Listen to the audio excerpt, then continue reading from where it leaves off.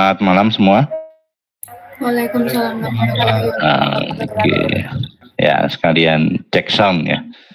Baik, pertama tentunya ya, terima kasih sudah bersedia hadir kuliah malam-malam.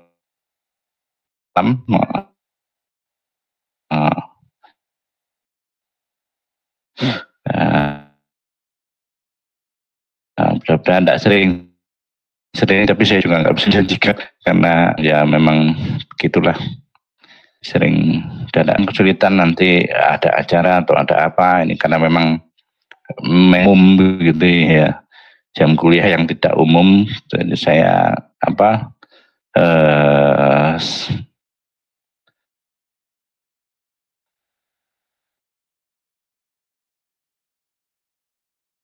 mempersilahkan kalau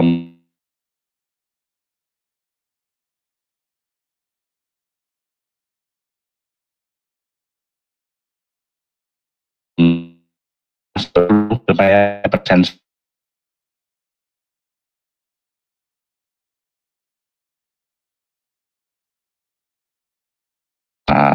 pertemuan lain lah gitu ya. Oke, cek dulu apakah slide-nya terlihat di versi slideshow. Terlihat, Pak. Oke, baik. Kita lanjutkan. Pertemuan kedua adalah tentang data understanding. Jadi data science itu mulai dari ini sebenarnya ada bagian dari slide pertama kemarin yang harus dijelaskan dulu, tapi tidak apa-apa lah sambil jalan. Oke. Ini yang harusnya dijelaskan berulang-ulang. Jadi ini fase standar ya, fase proses data mining yang standar ya, namanya quiz DM.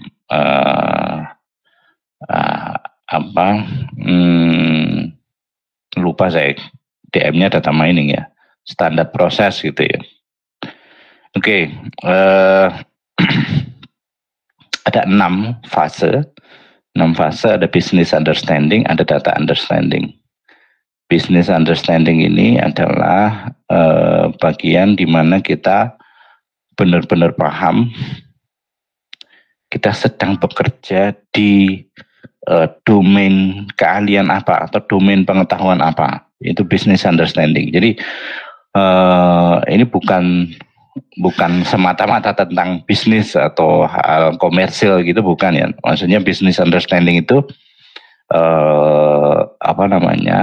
pekerjaan data mining ini mau kita lakukan di bidang apa, di kesehatan kah, di pendidikan kah, atau di seni, atau di yang lainnya, ekonomi kah gitu misalnya.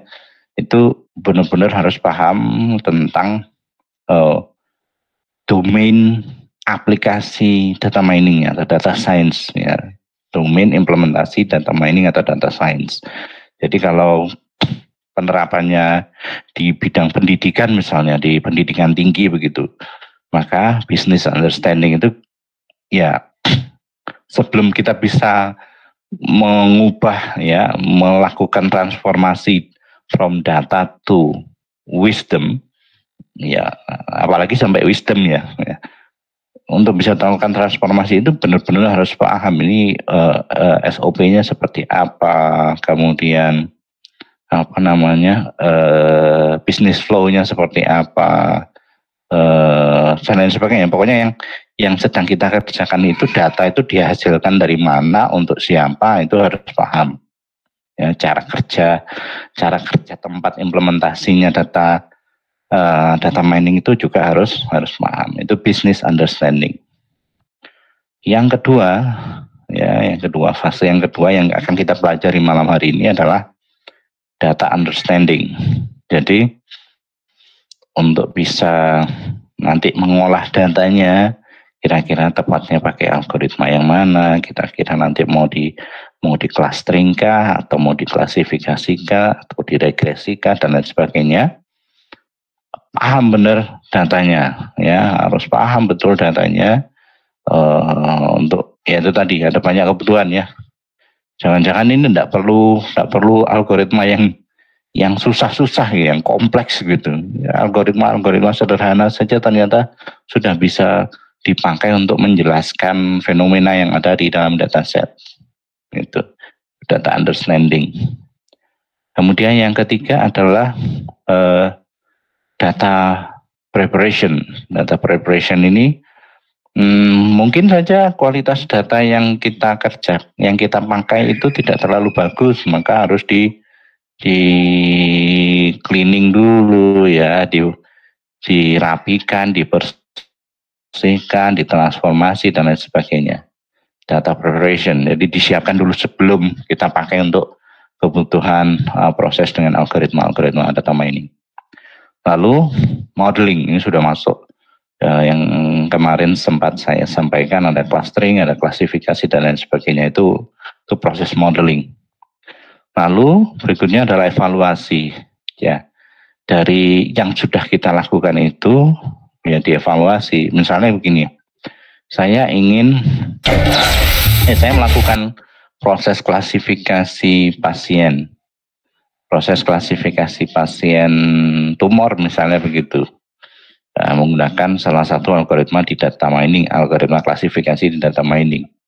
Ketika saya terapkan, ketika saya coba begitu, ternyata performanya bagus, sangat bagus, bahkan bisa akurasinya sampai dengan 90%. Nah, mengukur akurasi tadi itu sudah layer pertama dari evaluasi. Jadi kita mengevaluasi, jadi tidak sekedar implementasi langsung gitu mentah, tapi perlu dievaluasi. Oh, ini ternyata kalau dengan untuk bisa mengklasifikasi atau melakukan prediksi nominal terhadap pasien tumor misalnya. Oke.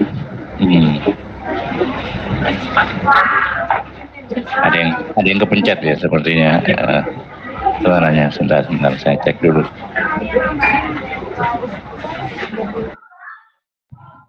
Oh, sudah off. Oke, terima kasih. Ya. Kita kembali lagi.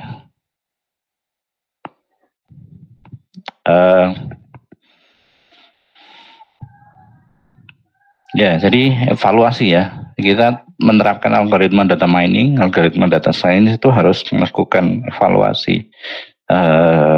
Tidak hanya kemudian hanya dari satu algoritma saja, kemudian kita menyatakan, wah ini aja bagus ini, dengan algoritma ini kita sudah bisa memprediksi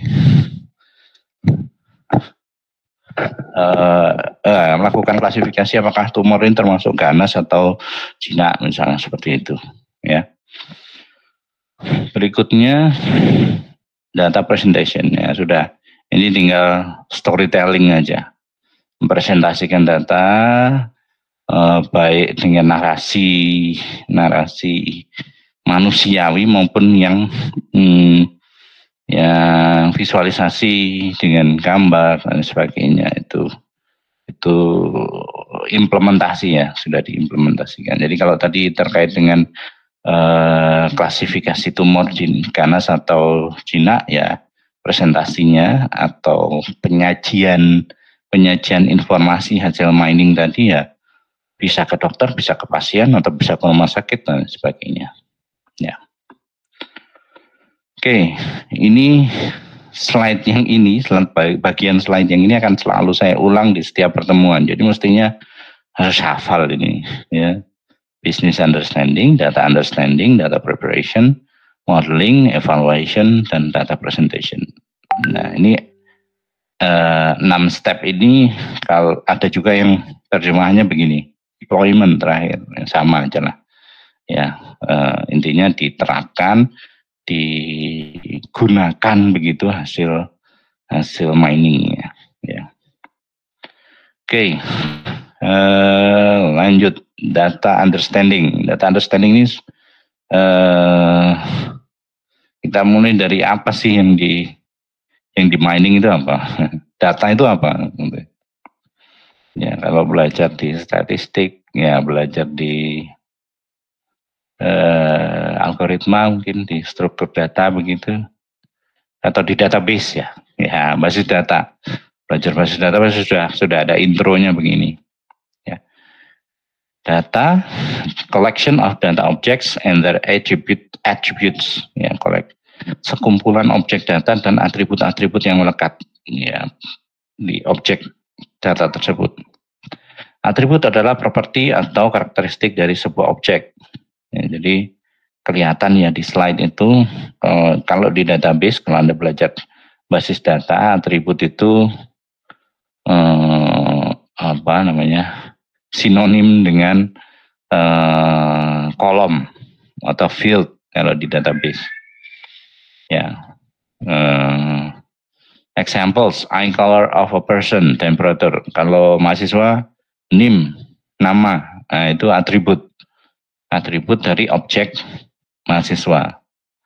Yang kalau sekumpulan objek itu jadikan satu, ya masing-masing atribut, masing-masing objek akan punya atribut yang sama. Ya, kalau kita jadikan satu dataset ya. Attribute is also known as a variable, field, characteristic, dimension, or feature. Jadi ini istilah-istilah lain ya, istilah-istilah lain dari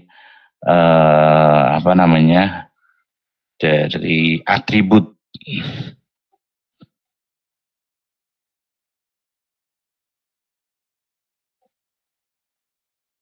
Ya, jadi tapi kalau di machine learning atau di data mining atau di data science, kalau Anda baca paper ya, scientific paper ya, tulisan ilmiah, yang paling sering muncul itu ada 3. Jadi selain atribut, ada dimension, ada feature juga.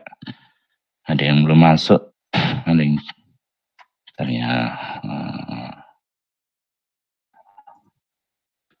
Oke. Baik, jadi itu atribut ya. Kemudian ada objects. Ya, objects ini kalau di database bisa tuple, record, ya. Tapi selama perkuliahan data science nanti saya lebih banyak menggunakan instance, istilah instance. Jadi satu baris ini adalah satu instance ya.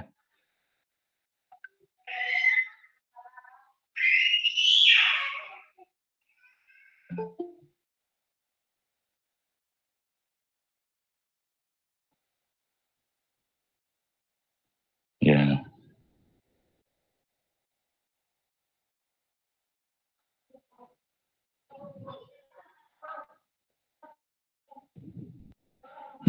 Bentar.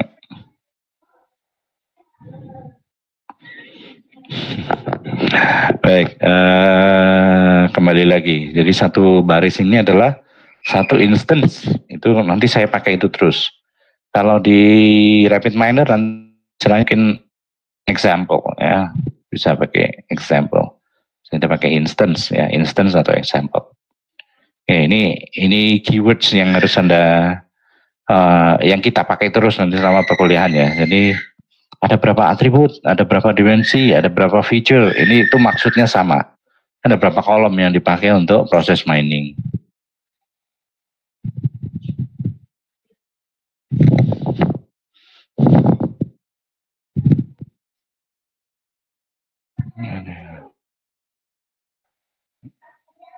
Nanti di sana.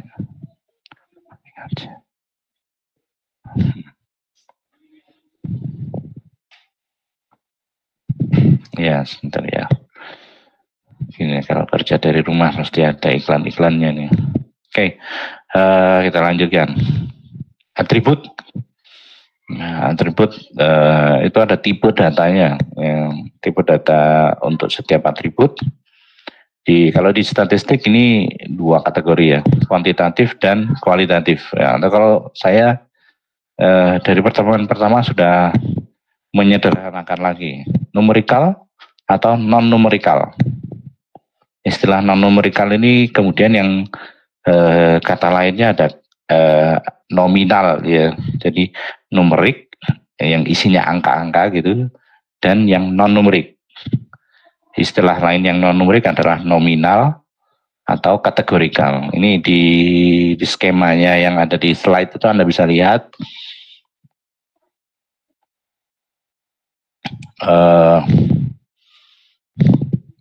yang nominal ini contohnya misalnya warna rambut, warna mata, jenis kelamin. Nah, ini nominal ya.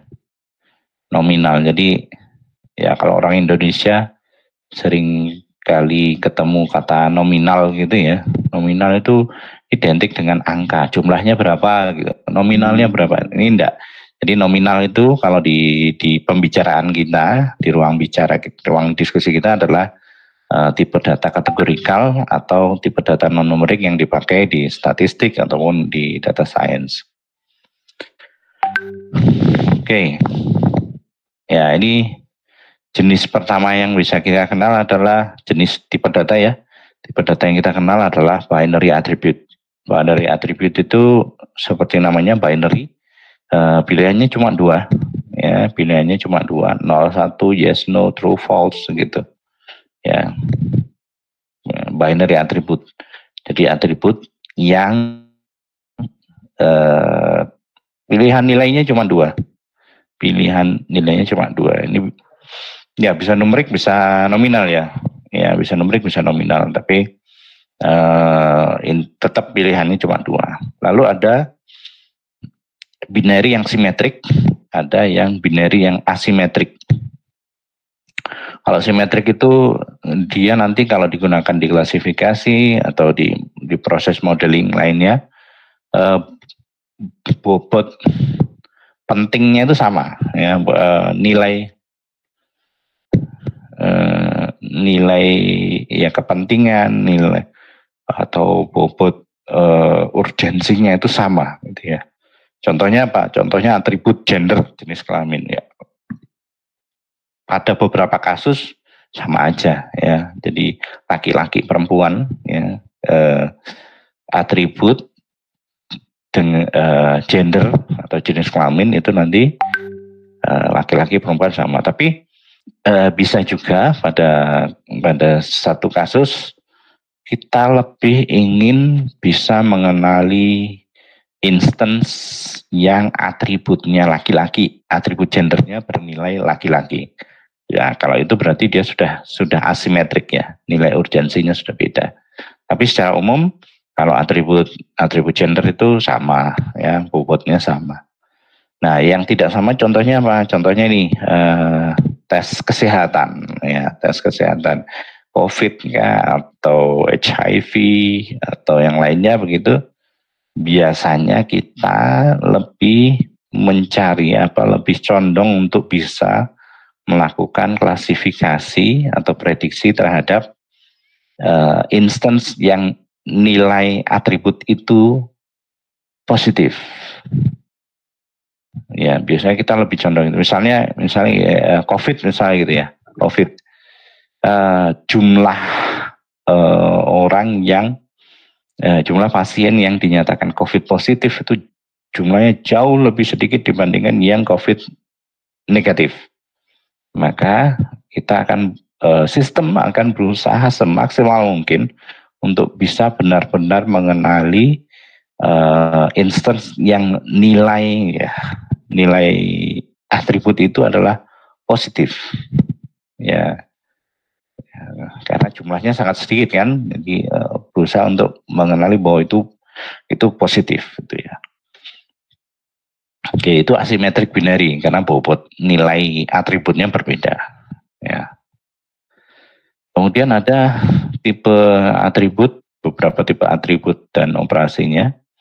Kalau kategorikal atau nominal ini ya, ada yang nominal, ada yang ordinal ya.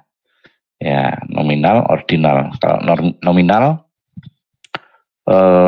kita hanya bisa operasi yang dikenakan terhadap dua objek atau dua instance itu adalah saya punya instance pertama, instance kedua. Ya. Atributnya adalah jenis kelamin, maka operasi yang bisa dilakukan terhadap dua instance itu adalah antara sama dengan atau tidak sama dengan. ya, sama dengan atau tidak sama dengan. Ini hanya bisa membedakan saja, distinguish ya, hanya bisa membedakan saja. Nah, untuk atribut itu, operasi-operasi yang bisa kita lakukan adalah mencari modusnya. Jadi kalau kita punya 100 instance, ya modusnya itu apa? Modusnya apakah male atau female? Ya, kan pilihannya cuma 2 kalau itu kebetulan atributnya itu. Atau kalau misalnya pilihannya adalah warna apa namanya? Warna rambut misalnya gitu. Warna rambut kan lebih beragam lagi, tidak biner. Nah, itu modusnya ya, modenya. Modus itu yang paling sering muncul. Nilai yang paling sering muncul itu apa? Itu operasinya. Kalau tipe datanya adalah nominal. Kemudian ada lagi nominal yang bentuk lain ya, atau kategorikal yang bentuk lain, yaitu ordinal. Nah, ordinal ini juga masuk kategorikal, cuman bedanya selain sama dengan dan tidak sama dengan, kita juga bisa mengurutkan ya. Kita bisa mengurutkan juga nilainya, kita bisa urutkan.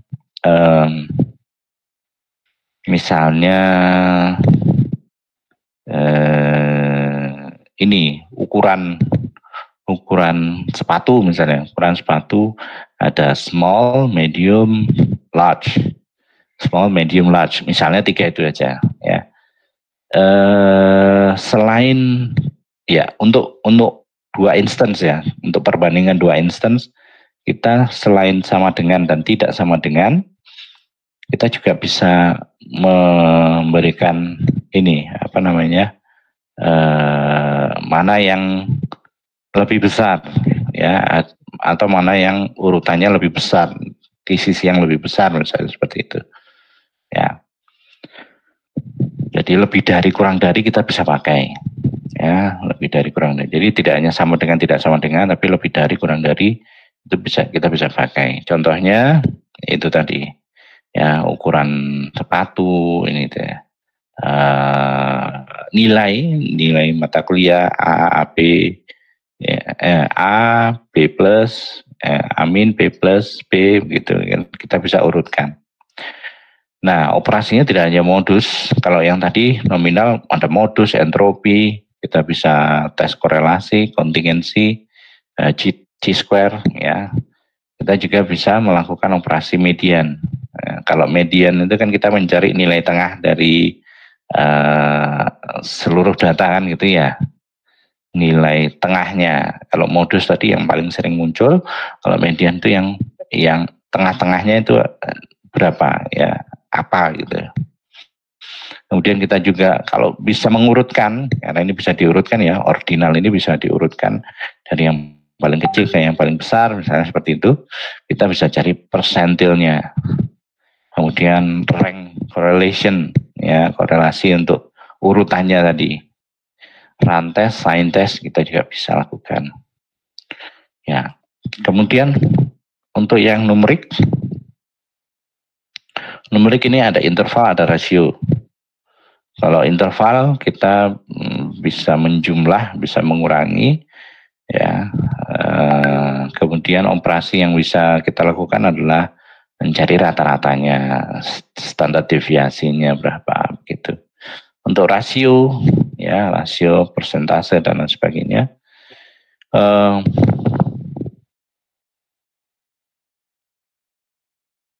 Ya, selain yang di atas-atas, operasi yang di atas-atas, kita bisa juga melakukan geometric mean, harmonic mean, percent variation gitu. Kita juga bisa melakukan itu. Dan bisa melakukan operasi kali dan bagi ya, untuk rasio.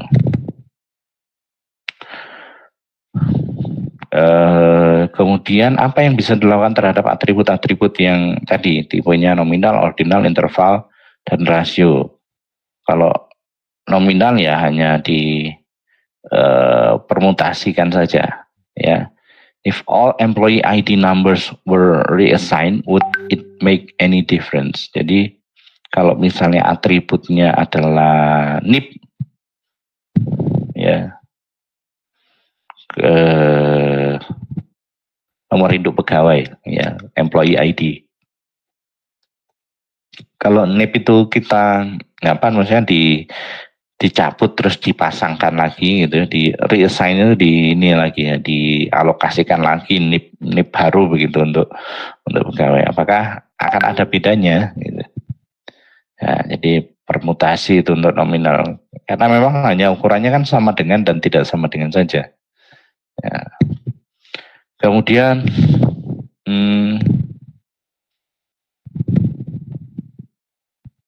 ordinal, an order preserving change of value. Jadi kalau ada nilai, ya kita bisa meng-assign nilai ke masing-masing nilai ordinal itu. Misalnya kalau good, better, best itu bisa diganti dengan 1, 2, 3 atau 0,5, 1, 10. Cuman ini memang tidak akan pernah terjadi kesepakatan. Ya, tidak akan pernah terjadi kesepakatan apakah nilainya 1, 2, 3 atau mungkin 10, 50, 100 misalnya seperti itu. Jadi nggak akan pernah ada kata sepakat ya untuk angka atau nilai numerik yang bisa mewakili itu. Ya, nilai numerik yang bisa mewakili itu ya. Kemudian untuk interval, karena ini operasi penjumlahan pengurangan ya bisa dilakukan seperti itu. Kemudian rasio juga bisa dikali atau dibagi. Oke. Kenapa kita kita perlu melakukan tahapan data understanding? Ini kalau misalnya kita mengikuti lomba-lomba seperti di Kaggle misalnya seperti itu, lomba untuk melakukan proses mining terhadap dataset, maka yang sangat umum dilakukan adalah bahwa ya peserta lomba akan berusaha untuk memahami datanya, karakteristik datasetnya dulu. Datasetnya ini seperti apa sih? Ya, kalau misalnya divisualisasikan dengan secara titik-titik di koordinat kartesius, nanti jadinya seperti apa misalnya seperti itu. Atau mungkin dengan visualisasi yang lain, hasilnya seperti apa. Ini adalah salah satu usaha untuk memahami data. Datanya ini ternyata banyak missing value-nya, banyak atribut yang nilainya kosong gitu. Banyak atribut yang populasi instance dengan nilai kosong itu besar, seperti itu. Tuh, ini data understanding, berusaha memahami karakteristik datanya. Oh, datasetnya ini lebih banyak numeriknya, lebih banyak tipe data numeriknya, ya, daripada non numeriknya, ya. Jadi data understanding yang intinya in order to be able to select appropriate methods for modeling and analysis. Jadi dalam rangka ya kalau kita sudah paham datanya seperti apa, nanti kita bisa memilihkan cara untuk melakukan preprocessing, ya, perlakuan terhadap data yang kurang bagus gitu. Yang kedua, nanti modelingnya kita menggunakan algoritma yang mana, ya, menggunakan teknik apa, itu nanti akan sangat berguna ya ketika untuk melakukan. Jadi kalau kita paham datanya, ya kita bisa memilihkan algoritma yang pas untuk preprocessing dan untuk modelingnya. Alatnya apa? Alatnya sebenarnya statistik aja sih. Kalau Anda sudah belajar statistik, makanya kuliah data mining, kuliah data science, salah satu bekal utamanya adalah mata kuliah statistik. Statistik dasar sajalah sudah cukup. Statistik level 1 saja sudah cukup. Ya, akan lebih bagus lagi kalau untuk penelitian, akan lebih bagus lagi kalau di level statistiknya penuh ya. Oke, ada 3 basic statistical analysis ya. Jadi ada analisis statistik yang dasar 3, ini saya pilihkan 3. Ada descriptive statistical analysis, deskriptif ya, analisis deskriptif, statistik deskriptif. ada inferensial analisis, ya, ada EDA, exploratory data analysis, atau seringkali dibuat gampang visualisasi data gitu. Nah, jadi ada 3 ini yang perlu dipahami di data understanding.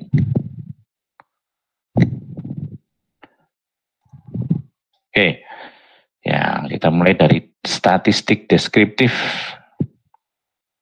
Nah, statistik deskriptif tujuannya adalah collect data, organize, summarize, dan presenting, ya. Ya, tujuannya itu, ya mengumpulkan informasi, ya, informasi dasar gitu, ya.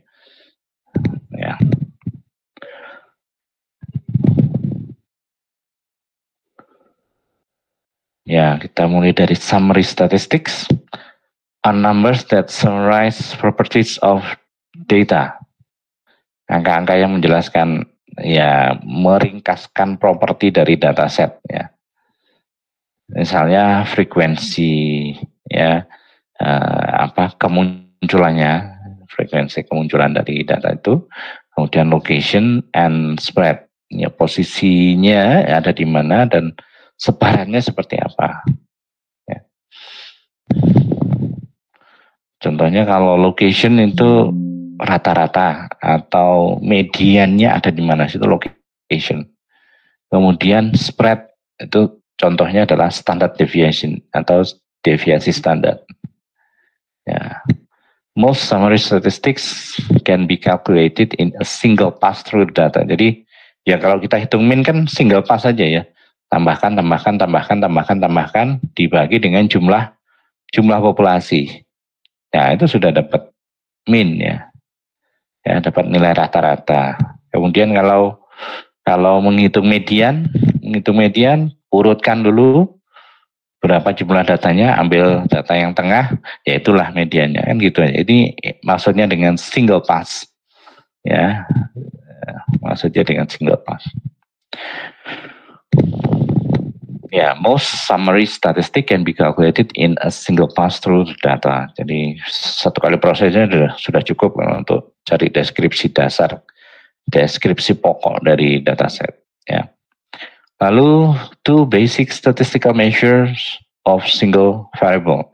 Satu variabel tunggal, ya. Jadi untuk satu variabel atau satu atribut, ya, untuk satu atribut tunggal ada 2 kategori pengukuran, ada central tendency, kecenderungan untuk tengah, ya, menengah, ya, sama measures of dispersion, sebarannya seperti apa, dispersinya seperti apa. Oke, kalau measure of central tendency ini Anda sudah belajar mulai sekolah menengah, ya. Ada median, ada mean, ada mode atau modus, ya. Ada median, mean, ada modus. Mean itu juga ada geometric mean, ada harmonic mean, ada weighted mean. Oke. Sudah, ya, sudah bisa, ya, menghitung mean, median, dan modus. Harus sudah bisa, dari sekolah menengah sudah belajar ini. Ya, ada yang raise hand.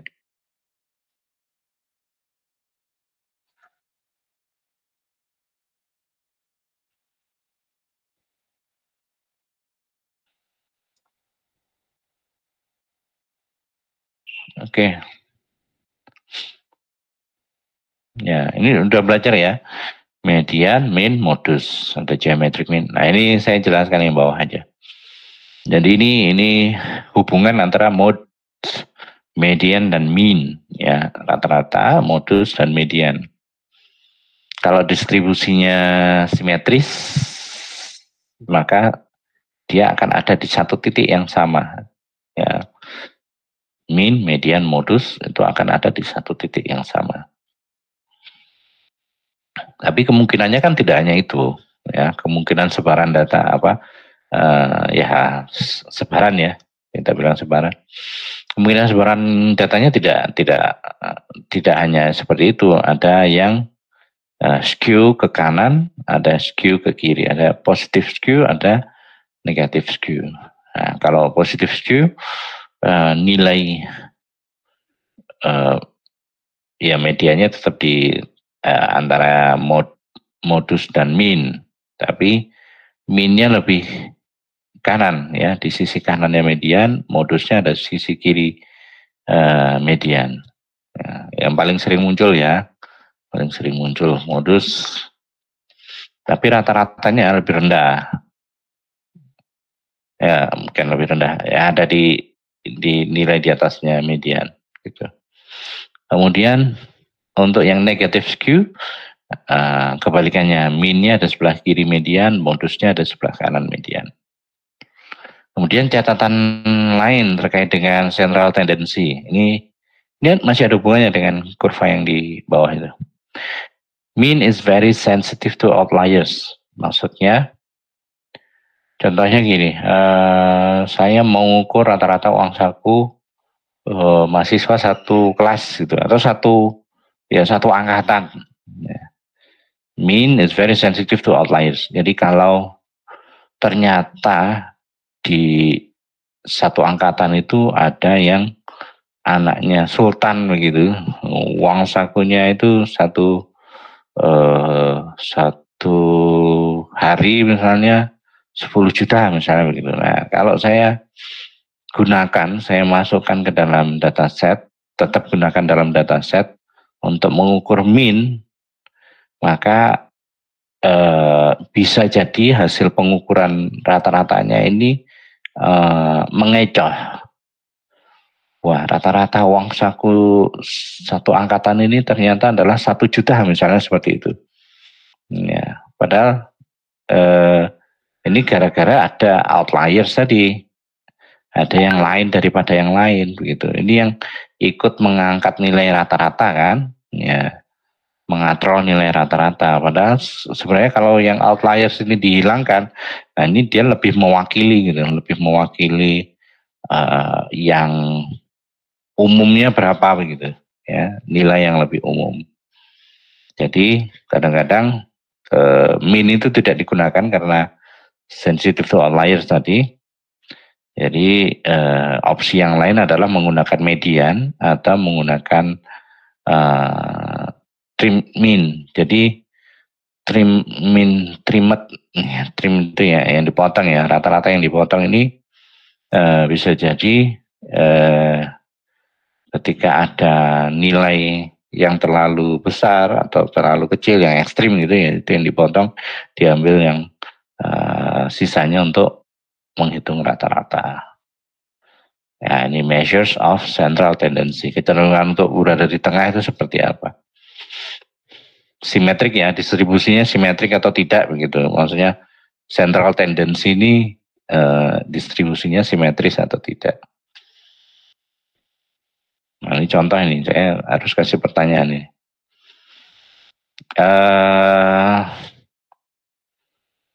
Saya pakai ya dari tabel yang saya punya ini modusnya berapa? Ini rentang nilai ya, satu rentang nilai age, umur 1 sampai 5, frekuensinya 200, 6 sampai 15 frekuensinya 450, 16 sampai 20 frekuensinya 300, ya kemunculannya ya. 21 sampai 50 itu 1500, 51 sampai 80 itu 700, 81 sampai 110 itu 44. Jadi modusnya berapa? Ada yang bisa jawab?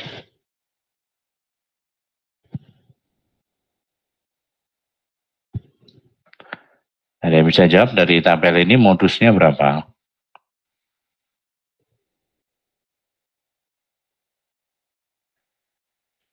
Perlu dicari ya, yang masih live.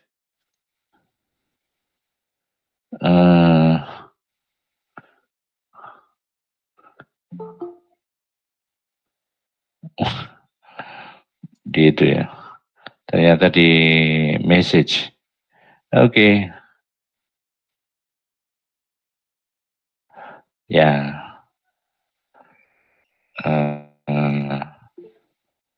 Oke, ya betul. 2150. Oke. Nggak apa-apa, dinyalakan aja ininya kalau saya bertanya.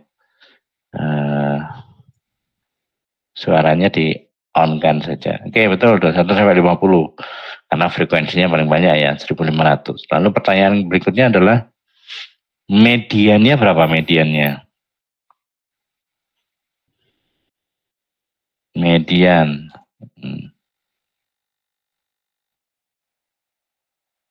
Median.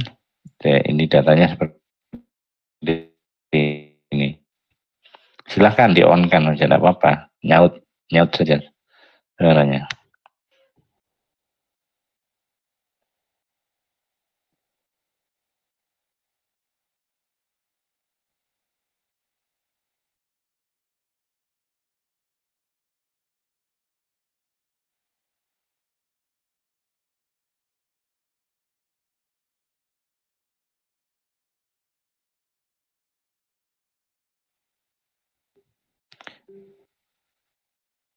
Ya, 2150.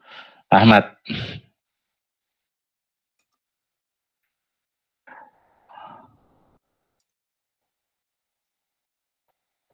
Ahmad, kenapa 2150? Silakan di. Karena apa? Kalau misal frekuensinya kita jumlah semua itu, maka hasilnya ada 3194 data. Nah, terus itu nanti kita bagi 2 dan ternyata hasilnya kan 1597, sedangkan data di 1597 itu ada di 21 sampai 50. Oke, sip. Baik, itu tadi modus sudah terjawab, kemudian medianya sudah terjawab. Sekarang minnya berapa minnya? Saya tunjuk aja deh. Nah, saya tunjuk saja. Jangan off ya, nanti mau ditunjuk. Victory. Ya, Victory. Dengan data seperti ini, minnya berapa? Tadi modus sudah, median sudah. Minnya berapa kalau gini?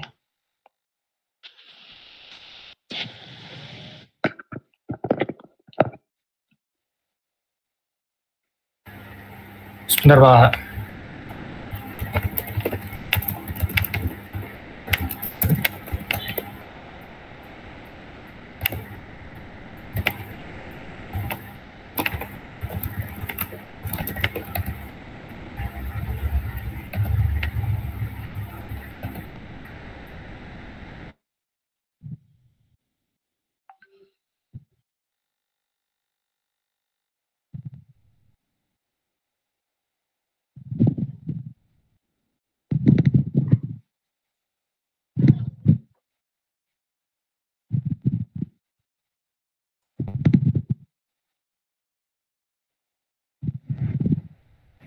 Berapa?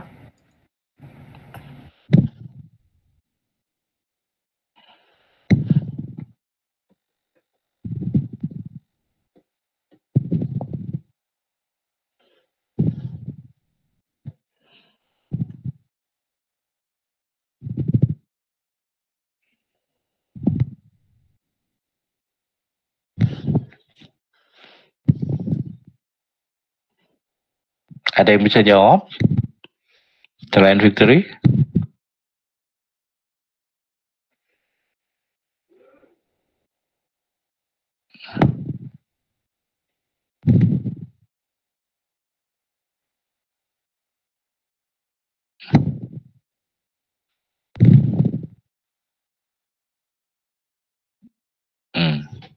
Coba 2 orang lagi. Siapa yang bisa jawab ya? Kira-kira minnya berapa?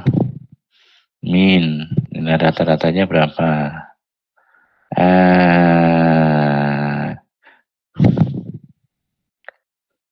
Asmi. Muhammad Asmi. Berapa? Kalau datanya seperti ini, tadi modus sudah ketemu, median sudah ketemu, minnya berapa ini?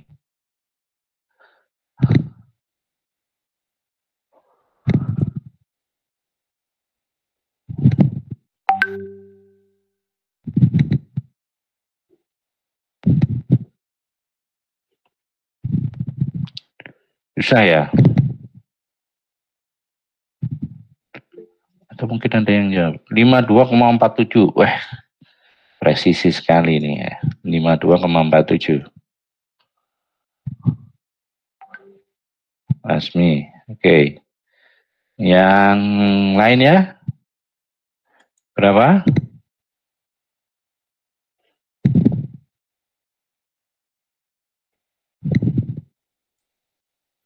532,33. Wah, ini usianya paling tingginya 110 jadi 532 ini, Mas Hasan. Rata-ratanya jadi besar sekali ya, 532. Oke, baik. Salah ketika enggak. Ya, kalau 52 masih masuk akal karena tentang usia kan 1 sampai dengan paling tua ya 110. Nah, jawabannya adalah oke. Jawabannya adalah ya kita nggak bisa ngitung min-nya. Ini jadi yang kita baca di sini ya kita baca di sini adalah tipenya ini adalah tipe H ya. Untuk atribut H ini tipenya adalah nominal, bukan numerik. Ya, nominal ya. Ya. Kalau nominal, ya kemunculannya kita bisa hitung, kita bisa urutkan begitu ya. Ordinal lah ini ordinal. Ya, nominal yang versi bisa diurutkan itu namanya ordinal. Ya, kalau ordinal dia tidak akan bisa, kita nggak bisa hitung penjumlahan, pengurangan, pembagian, perkalian. Ya, jadi hanya bisa menghitung modus dan median. Kita tidak bisa menghitung min-nya.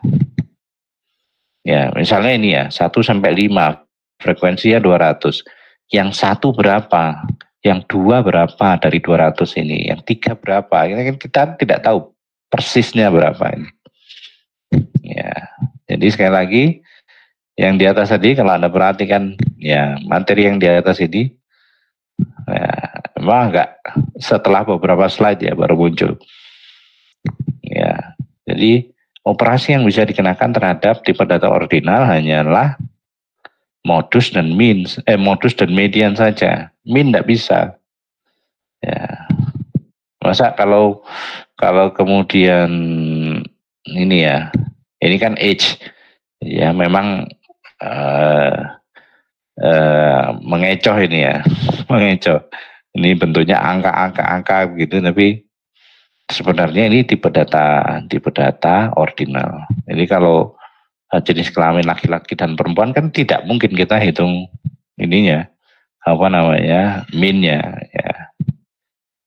Itu jelas karena dia kelihatan jelas tipe datanya, tulisannya adalah teks gitu. Nah, ini angka gini. Nah, ini mengecoh ya, mengecoh. Sama seperti gini. Kalau misalnya survei ya, atau ini aja ketika Anda mengisi kinerja dosen di Siakar, kan dimasukkan rentang nilai 1 sampai 5 kan. Perhitungannya 1 sampai 5. Skala Likert itu padahal. 1 sampai 5 itu skala Likert. Jadi mulai yang paling baik ke paling tidak baik kan gitu ya. Nah, itu nilai aslinya adalah nilai yang nominal itu. Jadi walaupun kemudian direpresentasikan dengan nilai 1 sampai 5, tetapi nilai aslinya adalah itu. Jadi untuk skala Likert, tipe data aslinya itu adalah kategorikal, bukan nominal, ya, bukan nominal, ya, bukan numerikal ya, tapi nominal, ya, kategorikal atau nominal, bukan numerik, ya. Kemudian atau gini aja lah yang mau dilihat. NIM, nomor induk mahasiswa, itu semuanya angka kan. Tapi tidak ada maknanya selain pengkodean saja. Jadi nomor induk mahasiswa itu penampakannya adalah angka, tetapi kita nggak bisa ngitung rata-rata kan gitu ya. Karena dia adalah tipe data non-numerik. Tipe datanya non-numerik. Kita hanya bisa menghitung modus dan median. Tidak bisa menghitung min. Ya. Bahkan kalau NIM itu, median pun tidak sebenarnya. Ya. Median pun tidak. Cuman karena kelihatan angka gitu ya, kita mungkin bisa mengurutkan lah, bisa mulai mengurutkan berdasarkan urutan angka numeriknya. Tapi sekali lagi kita nggak bisa menghitung minnya dari situ. Sama ini ya kasusnya. Ya. Jadi jangan terkecoh dengan penampakan nilai atribut ya, yang angka-angka ini terutama karena sebenarnya ada yang bentuknya angka tetapi dia nominal atau kategori ya, bukan numerik gitu. Baik ya, ini memang harus dikecoh-kecoh seperti ini supaya melekat dalam ingatan ya. Kemudian modality ini urusan tadi ya, simetrik atau tidak simetrik, kemudian ada sebaran juga, dispersi juga. Ada istilah unimodal. Unimodal ini kalau diagram frekuensinya punuknya atau bukitnya cuma satu. Ini namanya unimodal. Kalau bukitnya ada dua, itu bimodal. Kalau bukitnya ada banyak, itu multimodal. Kemudian kalau nyaris tidak berbukit atau tidak ada nilai yang ekstrim, ada proses untuk naik gitu, nilainya naik dan turun, maka dia disebut sebarannya uniform atau seragam atau rata begitu ya, seragam. Modalitas ini modalitas diagram frekuensi ya, ini juga perlu dilihat.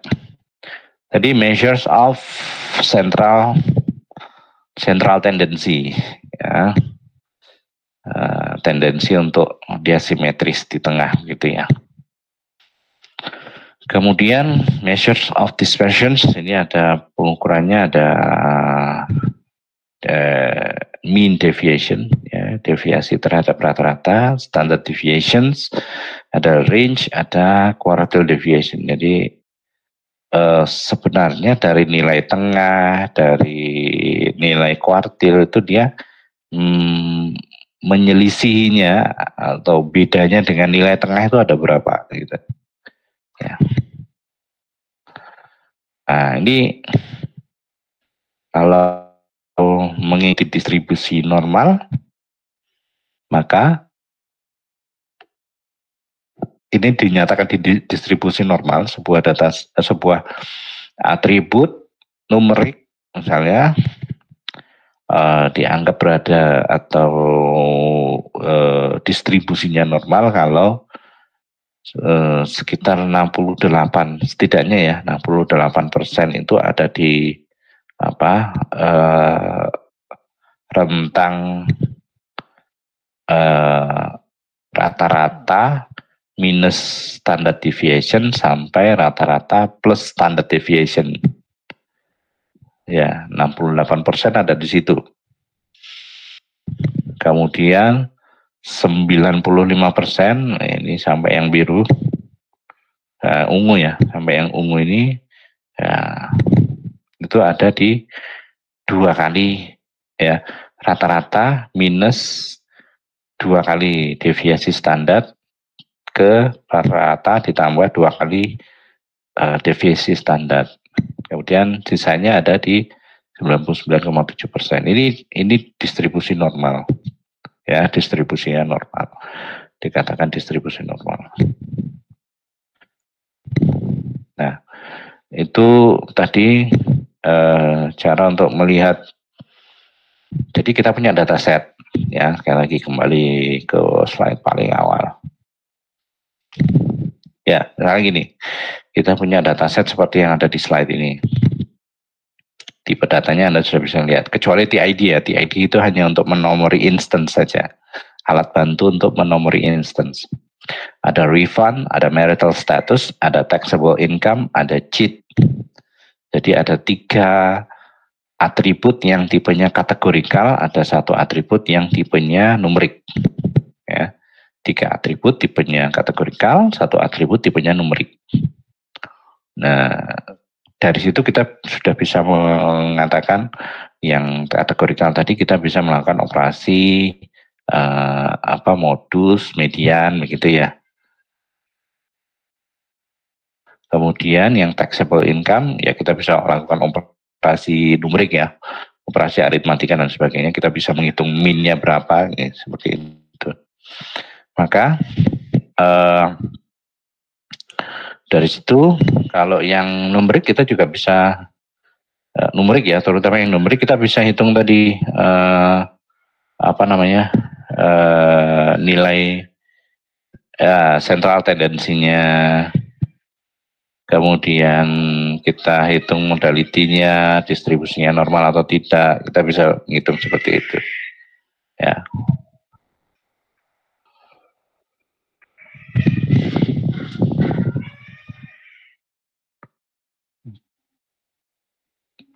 Oke, jadi posisinya seperti itu ya. Nah ini saya cerita ya, menyampaikan seperti ini. Garis merahnya adalah ya kita identifikasi semuanya nih, semua atribut itu kita identifikasi. Yang numerik kita bisa cari, kita bisa gali sampai apakah dia distribusinya normal atau tidak, kemudian simetrik atau tidak, menceng atau tidak, begitu ya.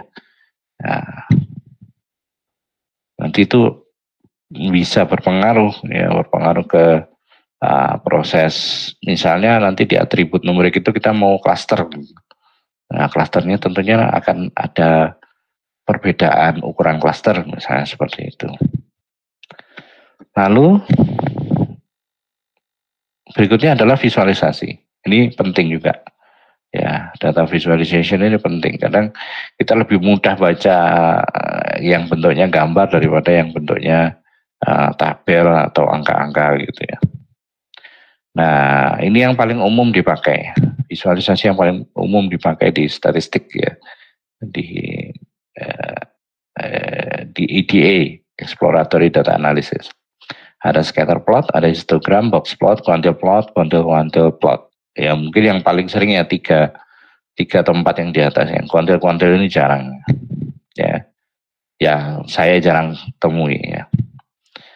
Pertama, scatter plot, bentuknya seperti ini. Bentuknya seperti ini, yang titik-titik ini ya, bukan yang kurva-kurva ini, yang diagonal ini bukan. Yang bentuknya titik-titik data ini, scatter plot. Ini namanya scatter plot ya. Paling advance itu kita bisa buat scatter plot atau titik-titik data itu dalam bentuk 3 dimensi. Jadi sumbunya tidak hanya X dan Y tetapi Z juga. Jadi kayak kita melihat ada titik-titik di ruang 3 dimensi, di kubus, ruang kubus ya, ruang 3 dimensi itu titiknya tersebar. Gitu. Using Cartesian coordinates to display values for typically 2 variables for a set of data. Biasanya sih bentuknya 2 dimensi X dan Y. Tapi ada juga yang kalau misalnya kita mau paksakan ke 3 dimensi ya, karena memang untuk menganalisis ini sebenarnya datanya tersebar atau enggak gitu ya, sebarannya bagaimana gitu. Nah, ini pernah kejadian ini di bimbingan skripsi saya ya. Awal-awal saya bimbing skripsi angkatan pertama, TI angkatan pertama. Ya, informatika angkatan pertama. Jadi setelah dilakukan modeling, hasilnya kinerja algoritmanya tidak begitu bagus. Ya, kinerjanya nggak begitu bagus. Jadi ini akurasinya bahkan di bawah 50%. Ya, kelasnya ada 3 untuk klasifikasi ya, klasifikasi suara ini. Kelasnya ada 3, kemudian setelah diklasifikasi akurasinya bahkan nilainya di bawah 50%. 50% itu sudah jelek ya, ini di bawah 50%. Nah, setelah itu kemudian dilihat lagi. Ya setelah semua rangkaian itu, ya ternyata ya kita lihat lagi data yang sebelum dimasukkan proses modeling itu visualisasinya seperti apa, bentuknya seperti apa. Ternyata ketika digambarkan dalam scatter plot 3 dimensi, datanya itu berkumpul ya, bercampur gitu antara kelas yang satu dengan kelas yang lain. Jadi ibaratnya kalau yang ada di gambar ini, titik-titik dengan warna biru, warna kuning, orange atau kuning dan hijau itu mix merata, ya tercampur merata begitu. Jadi nggak bisa dibedakan antara titik yang biru, orange dan hijau. Ya, kalau seperti ini kan bisa ya, kita bisa lihat, oh ini ada pengelompokan nilai biru itu, nilai X dan Y-nya cenderung kecil, kan seperti itu. Ya, nilai kalau hijau itu nilai X dan Y-nya cenderung besar. Nah, kan kita bisa lakukan seperti itu ya. Kalau yang gagal saat itu, maksudnya gagal menghasilkan kinerja yang baik, itu karena tercampur rata begitu ya. 3 kelas itu tercampur rata, maka kalau mau dilakukan klasifikasi akurasinya rendah, sangat rendah bahkan. Nah itu salah satu bloopers ya yang mudah-mudahan tidak terulang lagi di periode berikutnya, periode ke depan ya. Jadi sebelum kita modeling, lihat dulu data understanding-nya harus ditegakkan dulu. Ya, karakteristik datanya seperti apa. Kemudian ya bisa dibuat dalam bentuk bubble, marker, line chart ya, sebenarnya bisa juga, tapi namanya scatter plot itu yang familiar ya seperti ini. Nah, dengan bentuk seperti ini kita bisa mengukur hubungan antara dua variabel. Kalau ini 2 dimensi, ini berarti X dan Y gitu. Kita bisa mengukur antara X dan Y ini ada relasinya linear atau non-linear. Ya, kalau ini jelas non-linear. Ya, kecuali kemudian kayak mana ya? Ya, yang pojok kiri bawah ini. Saya mau tarik garis lurus dari pojok kiri bawah ke kanan atas ini bisa begitu dengan deviasinya atau penyelewengan nilainya itu tidak terlalu besar, maka kita bisa katakan antara X dan Y itu mempunyai relasi linear. Ya, kita bisa menghitung nilai X dari nilai Y atau sebaliknya menggunakan persamaan linear tertentu. Kemudian dari scatter plot kita juga bisa hitung apakah ada korelasinya begitu. Kalau yang linear tadi harusnya ada korelasinya. Ya, ada korelasinya antara X dan Y. Jadi atribut X dan atribut Y itu ada korelasinya. Misalnya seperti itu. Nah, ini gambaran korelasi ya. Korelasi itu ada korelasi positif, ada korelasi negatif. Korelasi positif itu yang seperti kanan bawah, korelasi negatif itu yang ada di kiri atas. Ya. Jadi dia semakin titik-titik data itu, titik-titik instance itu membentuk garis lurus, garis diagonal begitu, maka ya kita bisa katakan dua atribut X dan Y ini dia punya korelasi. Tinggal korelasinya apa? Kalau kalau menggarisnya itu dari kiri bawah ke kanan atas ya korelasi positif. Kalau menggarisnya dari kiri atas ke kanan bawah itu negatif. Ya, nah, semakin dia acak begitu ya kita bisa katakan ya, ini nggak ada korelasinya nih antara variabel X atau atribut X dengan atribut Y. Itu ya korelasi. Lalu ada lagi visualisasi histogram. Histogram ini frekuensi ya, diagram frekuensi. Jadi kayak tadi di tabel itu ada rentang umur 1 sampai 5 itu sekian frekuensinya atau kemunculannya sekian. 6 sampai sekian, 6 sampai berapa tadi itu kemunculannya sekian gitu. Nah, ini itu frekuensi ya, jumlah frekuensi. Nah, ini kalau kita dataset aslinya itu kita usia sekian, ada berapa ya, usia 1 ada berapa jumlahnya, usia 2 ada berapa jumlahnya. Nah, kalau kita punya dataset asli seperti itu, histogramnya kita bisa ubah-ubahnya maksudnya gini, ini contoh yang di bawah ini ya. Yang di bawah itu ini rentang nilainya lebih kecil. Ya, misalnya ini per berapa ini? Per 2 atau per 3 gitu. Ya. Pins too small kalau kecil. Nanti diagram frekuensinya jadi seperti ini. Ini kita bisa bilang dia multimodal. Ya, karena punuknya atau bukitnya banyak. Tapi kalau terlalu besar juga tidak bagus. Ya, ini jadi nggak ada punuknya kalau seperti ini ya. Rentangnya antara 20 sampai 50 gitu kan, terlalu besar ini. Rentang nilainya terlalu besar, maka untuk membuat rentang nilai itu, kalau saya bisa mengatakan mungkin lebih diusahakan dia menghasilkan unimodal atau bimodal. Jadi punuknya 2 atau punuknya 1. Ya. Mungkin itu akan lebih mudah nanti kalau di processing. Usually shows the distribution of values of single variable. Single variable ya, satu atribut saja. The height of each bar indicates the number of objects. Jadi kemunculannya berapa kali.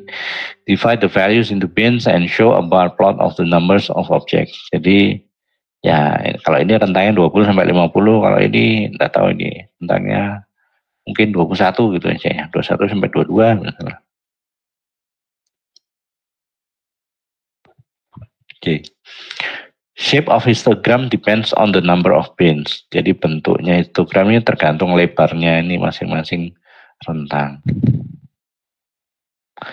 Two histograms shown in the right top may have the same values for nilai minimalnya berapa, Q1 ya. Jadi nilai paling kecil berapa, sama ini, kanan kiri histogram kanan kiri yang atas, itu sama, medianya sama, Q3 max-nya sama, tetapi distribusinya beda. Kalau yang sebelah kiri kan bimodal, yang sebelah kanan adalah unimodal.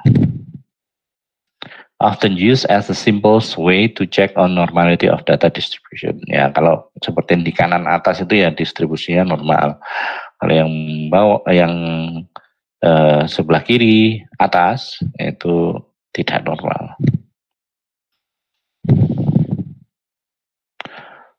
Persentil. Oke, persentil ini juga sebelum kita membahas box plot kita bahas persentil dulu.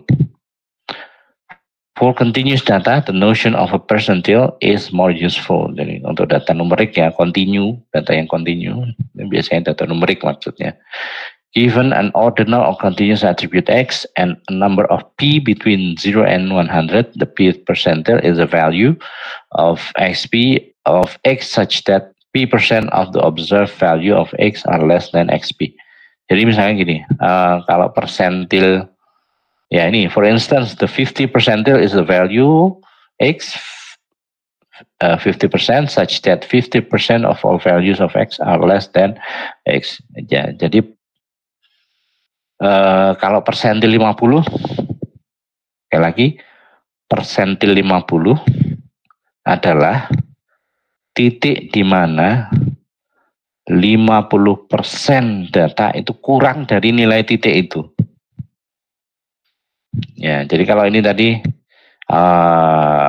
tabel yang tadi saya gunakan lagi, persentil 50 adalah sama dengan median. Ya, persentil 50 sama dengan median. Mediannya tadi di 21 sampai 50 ya. Karena apa? Separuhnya ya, 50%-nya itu kurang dari nilai yang ada di sini. 1.500 ya, di antara itu.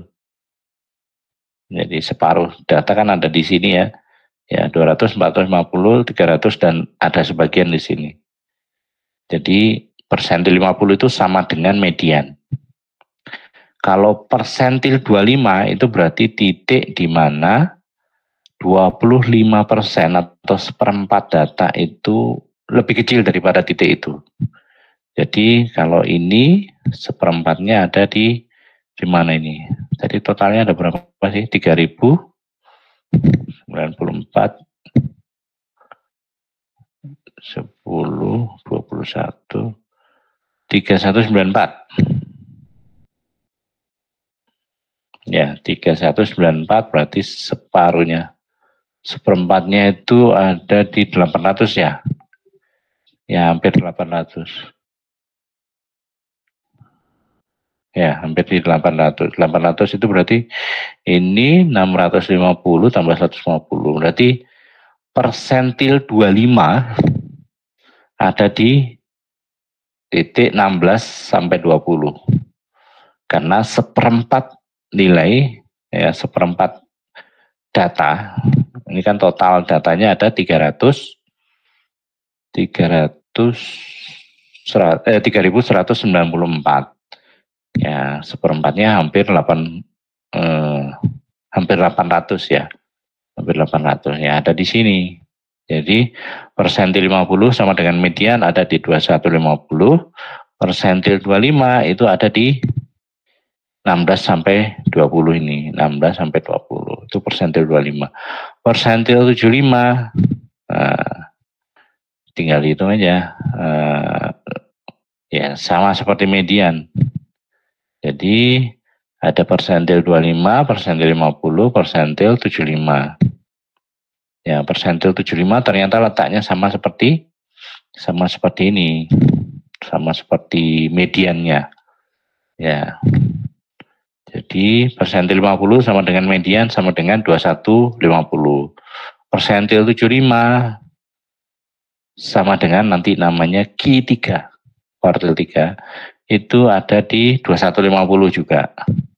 Persentil 25, nah itu nanti namanya Q1 atau kuartil 1 itu ada di sini, 1620. Oke, nah kalau kita sudah paham istilah persentil, ya paham istilah persentil, maka kita sudah bisa bikin box plot. Ini box plotnya. Box plot ini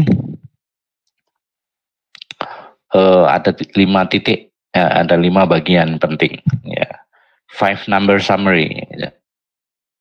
Nilai minimalnya, kuartil 1-nya atau persentil 25, mediannya atau persentil 50, persentil 75 atau kuartil 3-nya, dan nilai maksimum.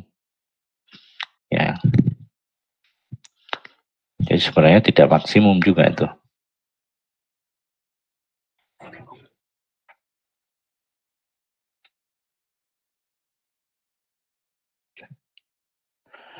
Oke,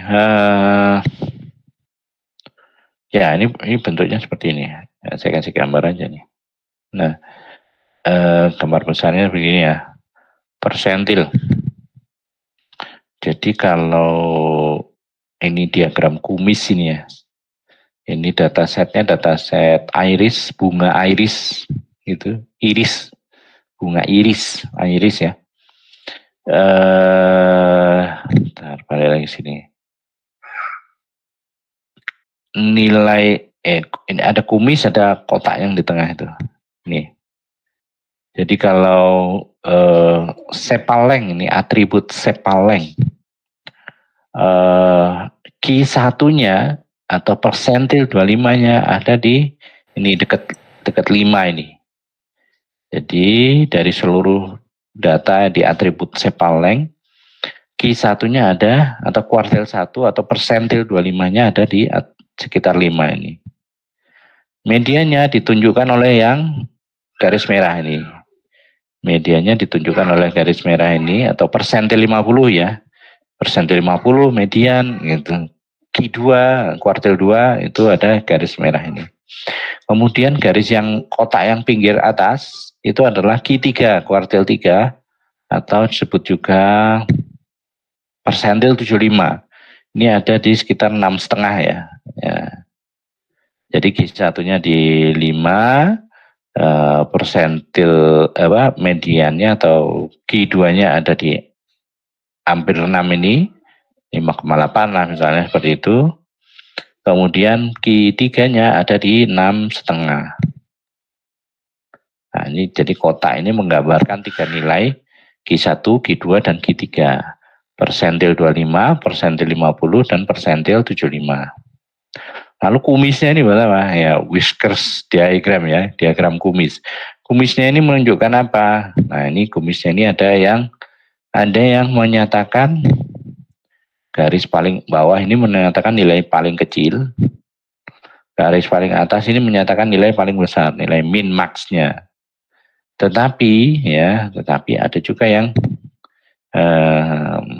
ada juga yang menyatakan begini. Garis pinggir kumis ini adalah ini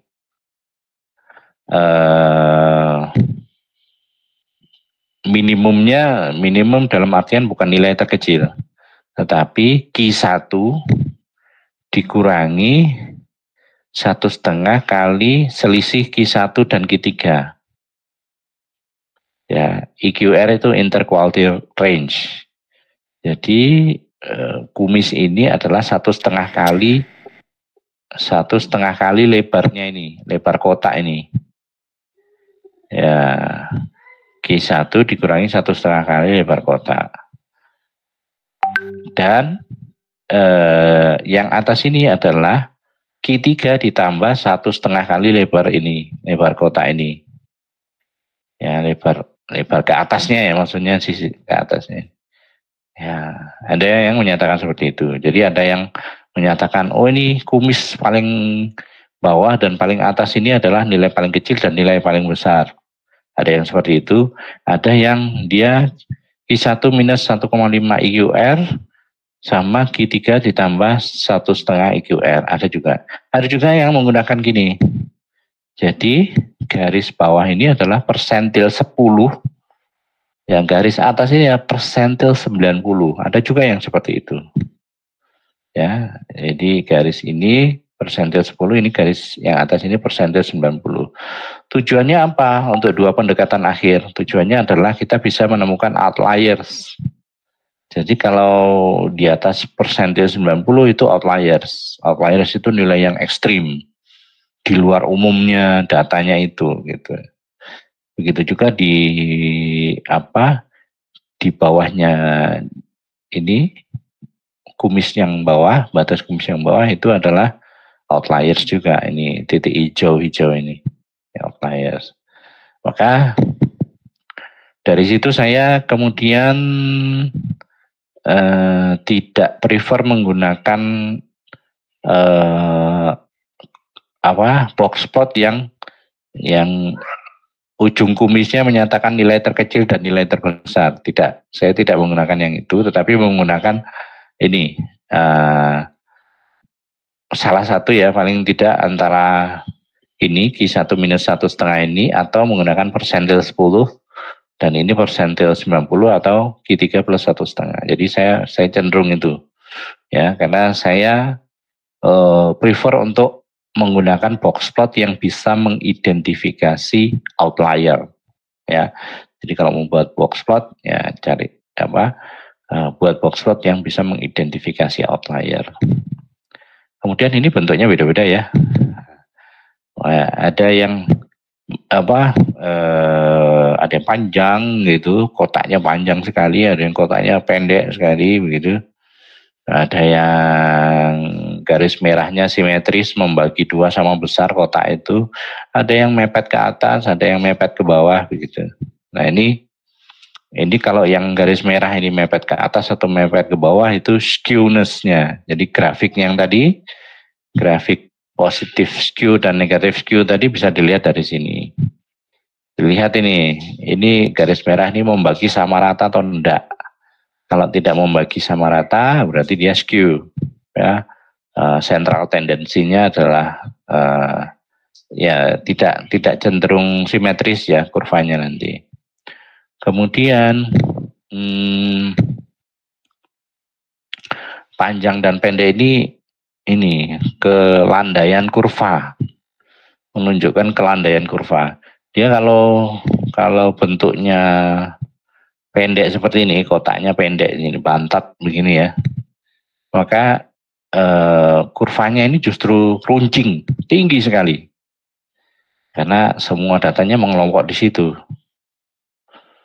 Jadi semakin tipis, semakin bantat ini kotaknya ini, kalau mau dibuatkan grafik diagram frekuensi, maka dia semakin tinggi. Ya, semakin tinggi. Kalau dia distribusi normal atau tidak, saya sepertinya malah cenderungnya tidak normal. Ya. Kalau panjang begini, ini kurvanya, kurva loncengnya cenderungnya landai. Cenderungnya landai. Itu aja yang bisa saya sampaikan. Jadi kalau panjang dia cenderung landai. Ya.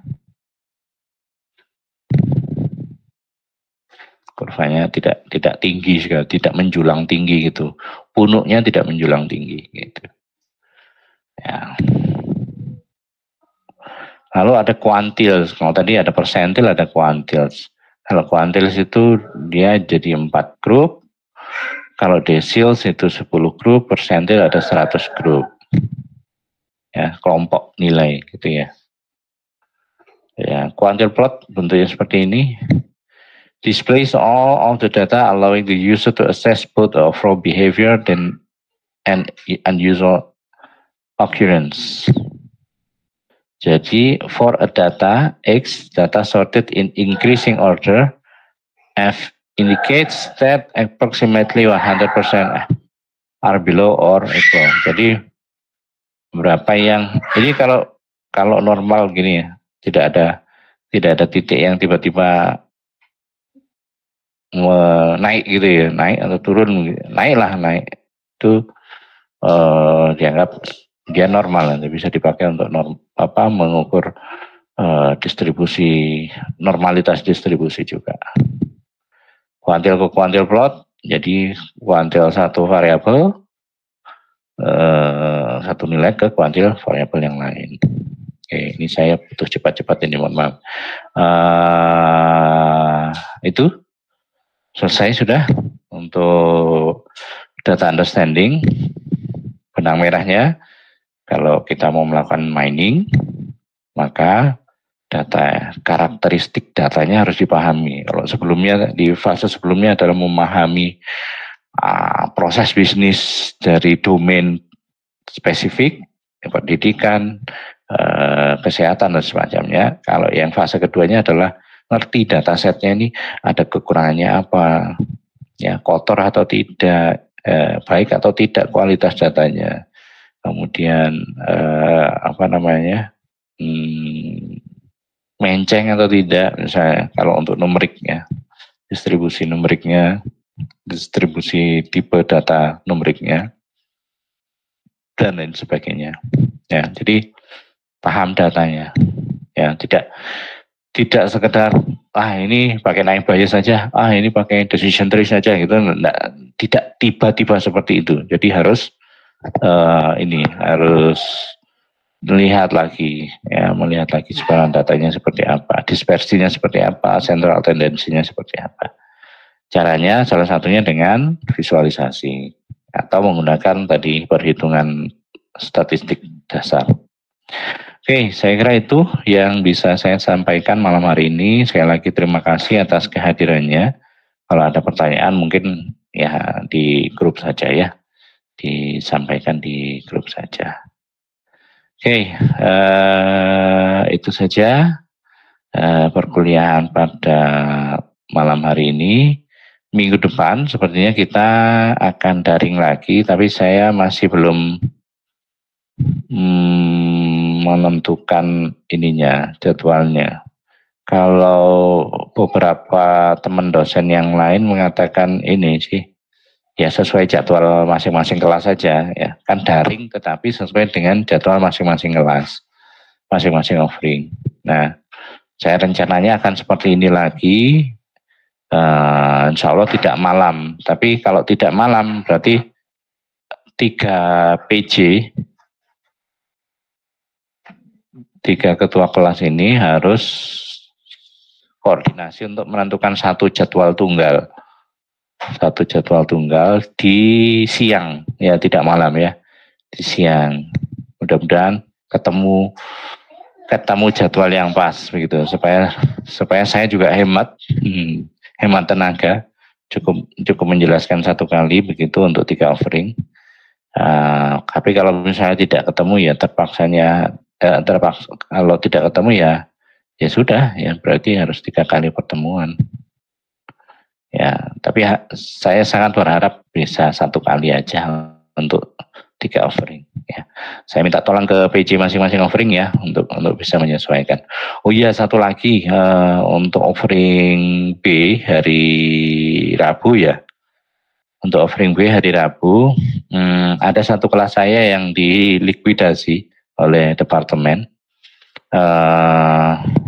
Kelasnya kelas hari Kamis, ya isinya hanya 4 orang dan semuanya pindah ke hari Rabu. Jadi nanti kalau membagi kelompok tidak jadi 5-5, tetapi ada 4 kelompok yang ketambahan 1 orang dari offering kelas Kamis ya. Dari kelas Kamis itu ada nambah 4 orang. Pindah ke hari Rabu ya, di offering B ya. Nanti kalau sudah terlanjur dibagi kelompoknya, kelompok tugasnya, nanti ada kelompok-kelompok yang diinjek teman baru dari offering Kamis ya. Oke, sekali lagi terima kasih atas kehadirannya. Kita ketemu lagi di pertemuan berikutnya. Saya akhiri. Assalamualaikum warahmatullahi wabarakatuh.